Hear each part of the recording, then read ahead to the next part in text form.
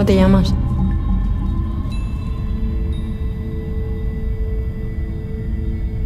Vem heter din?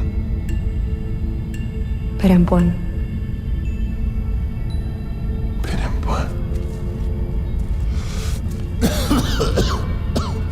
Bueno, en realidad, mi plato favorito eran las croquetas de jamón que hacía mi ex.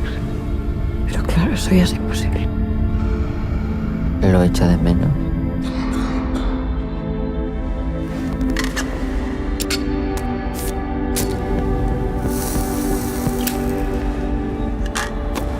¿Qué busca en el hoyo?